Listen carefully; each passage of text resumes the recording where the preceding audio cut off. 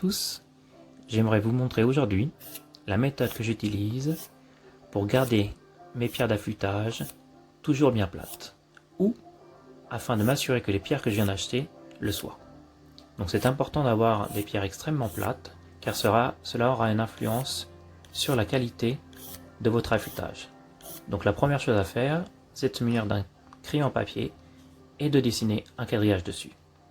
Ensuite, comme toujours, on va mettre un petit peu d'eau. Donc là, en l'occurrence, on utilise une pierre Shapton 1000 que j'utilise pour faire mes biseaux. Et la pierre que je vais utiliser pour m'assurer que la pierre soit plate et la rectifier, c'est une pierre diamantée Atoma 400. Donc il y a plein d'autres pierres possibles. Voici celle que j'ai choisie. Donc on va passer légèrement la pierre Atoma 400 sur cette Shapton 1000. On peut aussi le faire sur d'autres types de pierres, non pas que céramiques, comme des pierres naturelles japonaises ou des petits, ça fonctionne aussi. Et donc on va frotter. Et à la suite de cette session, donc ça va créer un petit peu de boue, on va devoir ensuite la rincer et regarder s'il nous reste du quadrillage par endroit. Si c'est le cas, il faudra donc se concentrer sur ces endroits qui, eux, du coup, ne sont pas forcément bien plats.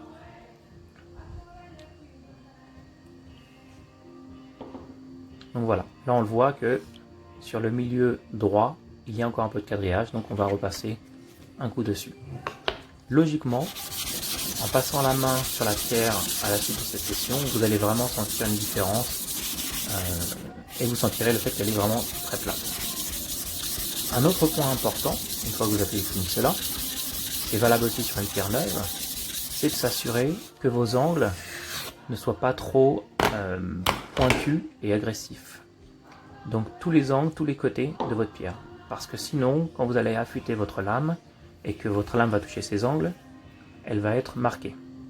Donc pour ce faire, vous reprenez votre pierre diamantée et vous la mettez de côté et vous essayez de casser les angles afin qu'ils soient arrondis. Donc pareil, une fois que vous avez fait ça, vous le sentez avec votre pouce ou votre main et vous allez sentir que vos angles sont arrondis. Et voilà, ensuite votre pierre sera prête à être utilisée. Donc toujours vérifier à la fin que le travail que vous avez fait est correct, et si vous êtes content, vous pourrez réutiliser cette pierre. Sur une pierre assez molle comme celle-ci, je fais tous les affûtages. Voilà, j'espère que cette vidéo vous a plu.